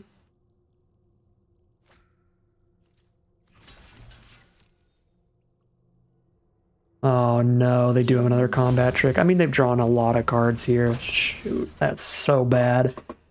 It's the Cogwork Wrestler too to keep expanding the board. Probably game ending there, keeping a 6-power trampler on the board against 4 toughness. Guess this thing has 4 toughness too. I do have the mana to flip this and play a Wanderglyph, so that's certainly the play. It's still going to be real close. They're down to 5 now. Here's a 4-4 that trades into the Scallywag, and I don't get trampled over for lethal. They can flip their Iceberg, which is spooky. But there are a couple things I could draw into or discover into Elf Volcano that might win us the game if we're super lucky. So it's not completely over.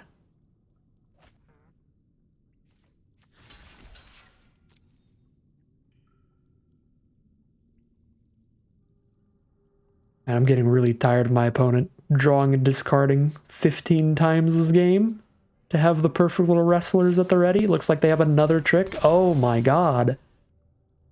The triple Cogwork Wrestler deck? That's pretty gross.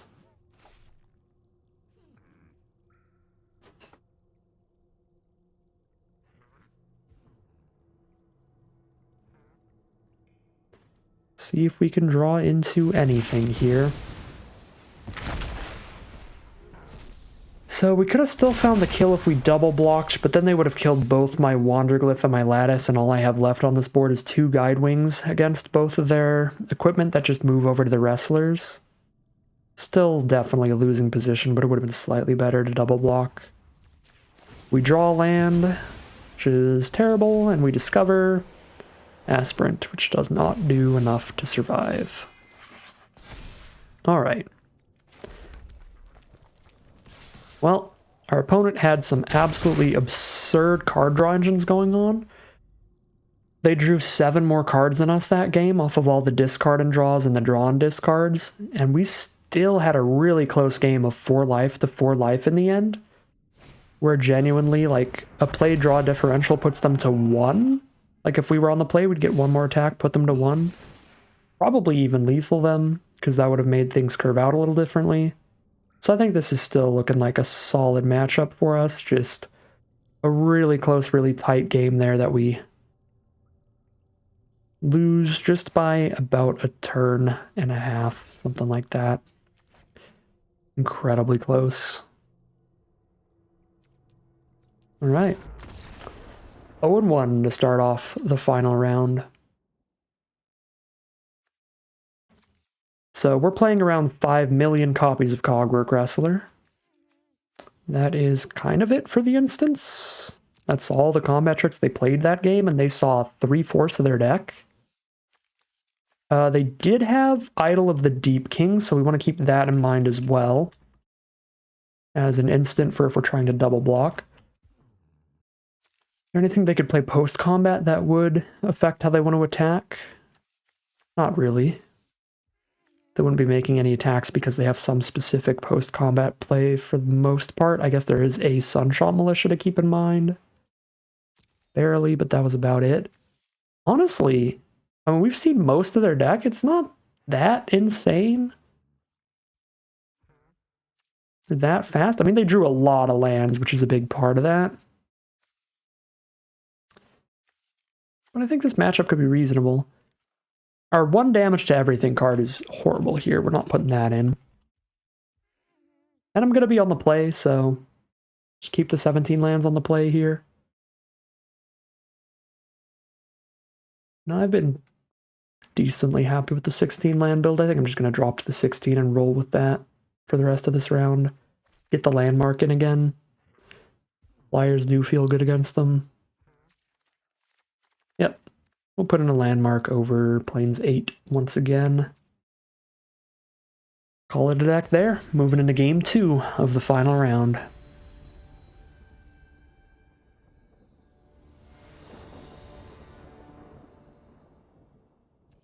Definitely on the play.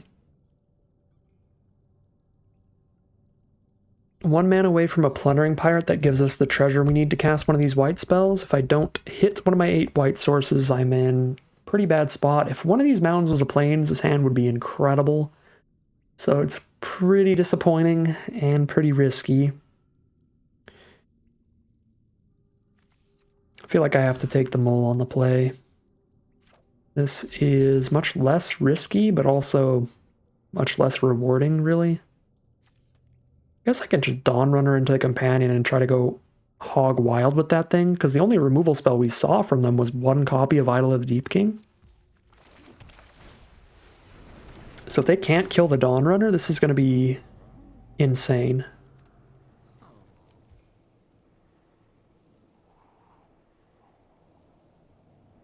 Huh. I feel like I draw these both. I mean, they're both good.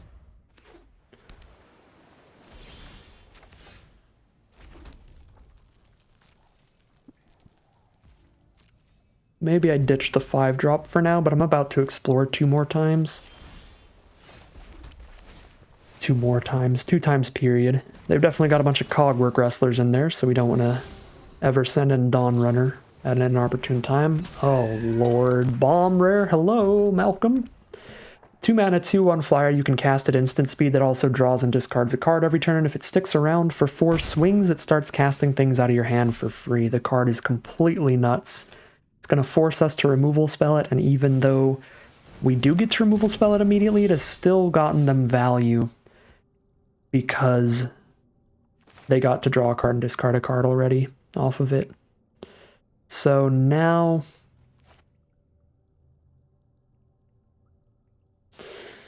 Huh. I kind of with an Altasaur coming up. I'm tempted to just Reliquary the Malcolm here. I guess, like, if Altasaur hits the board and it sticks around, then Malcolm can't do anything from there, and we did not see a lot of removal from our opponent, so maybe we don't have to just insta-throw removal at Malcolm. Maybe we can spend the turn on Companion.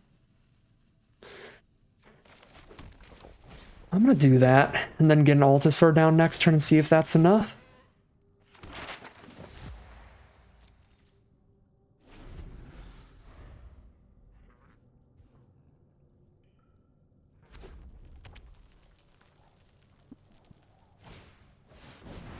There's an Atali's Favor with Cogwork Wrestler mana up. Oh my god, and they've got the Zoetic Glyph. Now we have to exile that, and then they just discover 3 anyway. Well, we found the good half of their deck. And I guess we just lose. I mean, I'll still do my best, but this is absurd.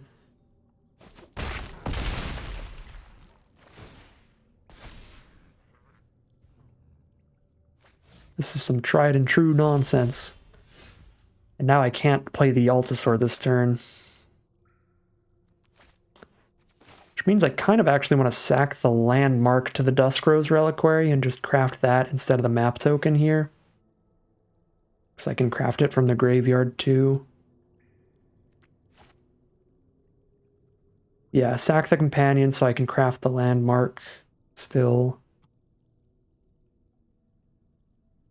Otherwise, I sack the map and craft the companion from board, and then I just don't have either. Yeah, I want to flip a 1/4 if I'm not playing Altasaur. This turn, I want to have a 1/4 flyer to block the Malcolm.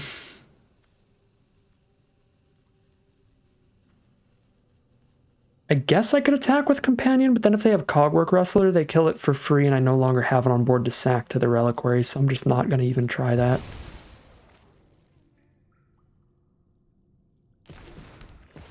Alright, let's see what they discover.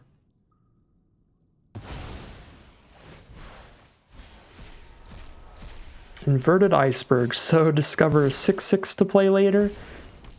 At least it doesn't immediately impact the game, but it's not good for me.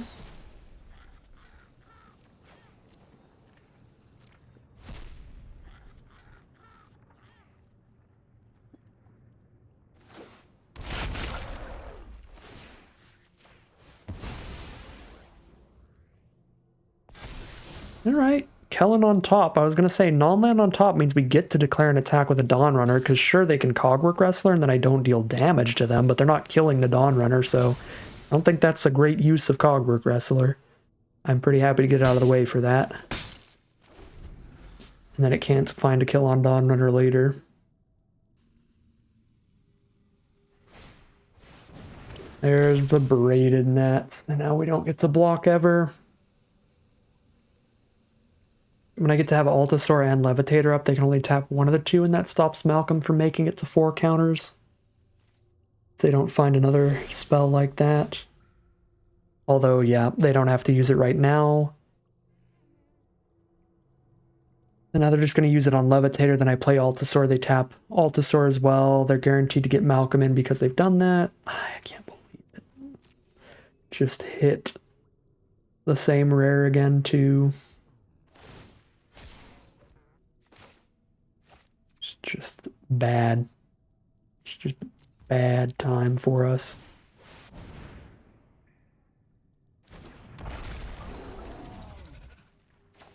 They are not a black deck to make me discard a card, but I could draw into my like Saheeli's Lattice and want to discard that land, but with Hidden Volcano on board where I need 5 to crack it outside of Volcano, let's just get that 5th mana down regardless. Another Inverted Iceberg.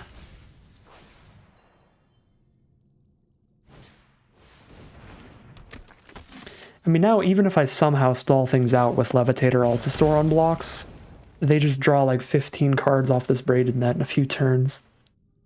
Or like 5, but still way too many cards.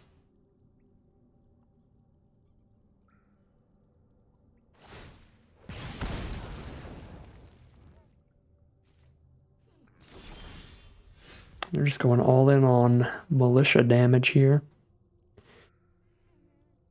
Kellen doesn't actually do a lot right now, so let's discover.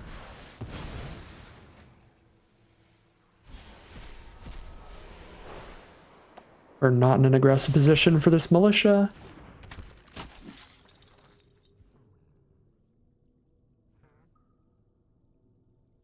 One Cogwork Wrestler is all it takes for them to kill our Dawn Runner without losing a creature. They just double block with both the Wrestlers. So we don't even have attacks right now.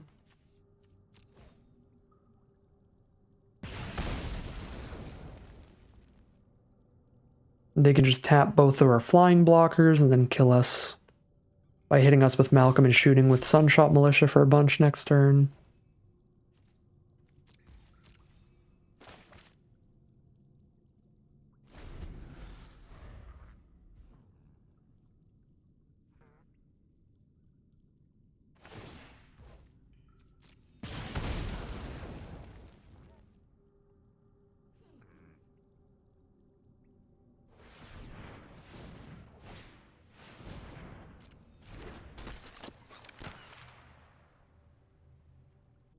Opponent's probably trying to calculate how they find lethal this turn. Might be a 2-turn kill. There's definitely no counterplay here at this point. This is just insanity with the Malcolm into Braided Net quick little curve here. Just getting exploded this game. Game 1 was really close. I think game 1 was winnable on the play, but this game is just... the quality of their cards versus our cards that have been played this game is pretty lopsided against us.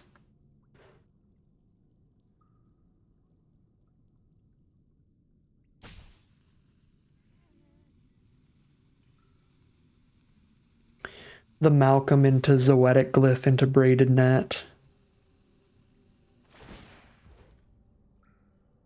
Can't stop all of it.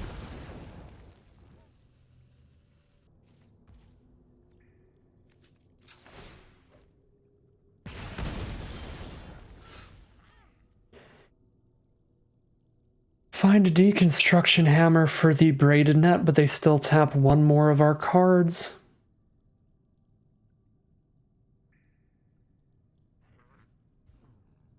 Yeah, it doesn't matter. They still just tap one more of our cards. They attack with anything with a torch on it to shoot us for 2, and Militia can just... let's see, Militia can shoot for 1, 2... well, no, because I killed Braided Net. So Militia shoots for 1, 2, 3 points of damage. Torch shoots for 2. That puts us to 1 life if they play literally nothing next turn.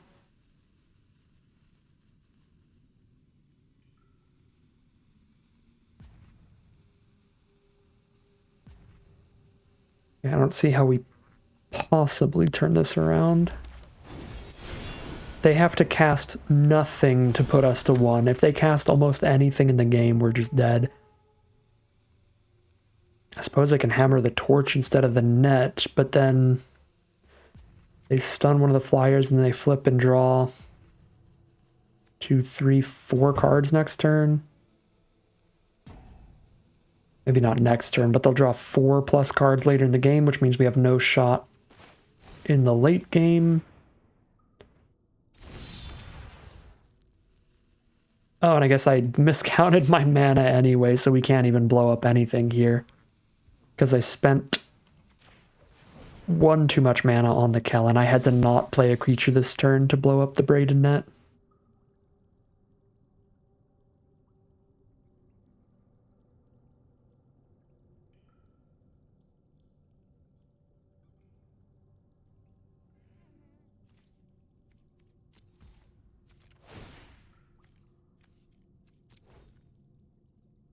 I should have tapped Decommission Hammer. I forgot about that. Whoops. I should have a Militia untapped here instead. Tapped the Decommission Hammer in the Reliquary.